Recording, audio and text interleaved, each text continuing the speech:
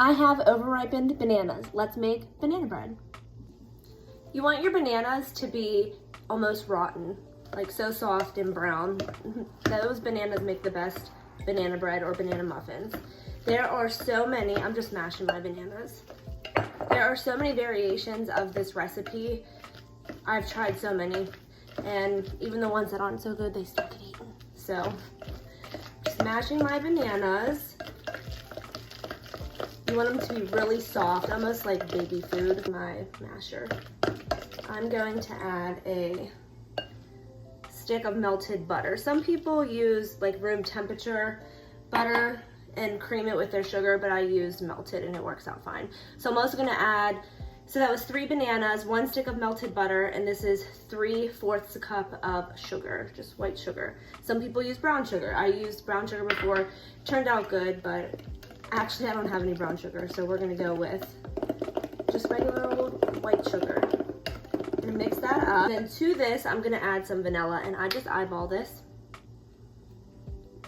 That looks good, probably about 1/2 teaspoon. 2 eggs, so I have, look at these eggs. These are farm fresh eggs from Western PA. They're so gorgeous.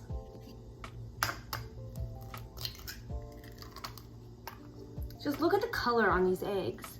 I don't know if you could tell in this, I don't know if I can get it, but they are just gorgeous. They're so bright orange.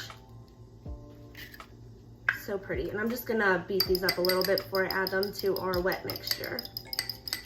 Just add those in. I'm just gonna stir it up again with my, okay.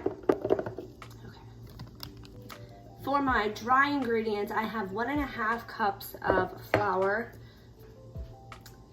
a teaspoon of baking soda, and 1/4 teaspoon of salt. I'm gonna add that. And then I'm just gonna kind of stir it up.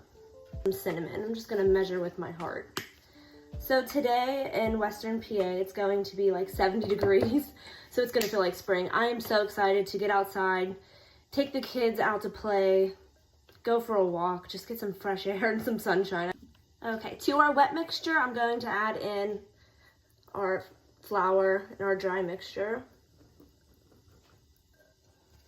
I've done this so many times, and even the loaves that I screw up, they still taste good. So you can add walnuts, chocolate chips, peanut butter chips, peanut butter. I might add some peanut butter to this after I get it all mixed and put it in my baking pan.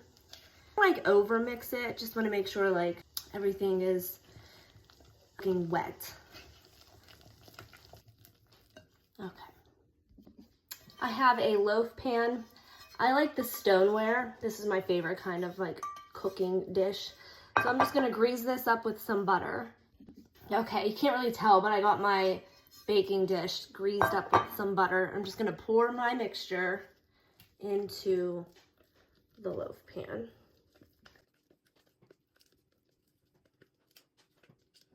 Banana bread is so good for breakfast, for a snack. I'll make this, and this bread will be gone by tonight. Everyone will eat it because it's so good. Okay, so I'm just going to smooth this out. Okay, so I microwaved about 2 tablespoons of peanut butter, and I'm just gonna pour it on top of my loaf. And you don't have to use it all, but I'm just gonna pour it right over top. I have some extra. So then I'm gonna take a knife and then just kind of like swirl it in. So there's your banana bread with peanut butter on top. I'm gonna bake this at 350 for about between 50 and 60 minutes. I'll check it, make sure to see if the knife comes out clean, and then I'll share it with you guys. Okay, it's all done. I just took it out. There you go. Peanut butter banana bread. I baked it for about 60 minutes. So I let it cool for about 10 minutes and I cut into it. It's still hot, but look, there's my banana bread with peanut butter. I'm gonna add some butter to mine.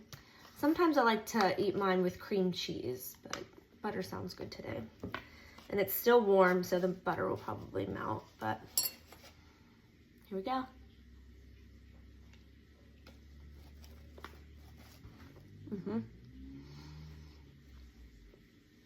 Very good.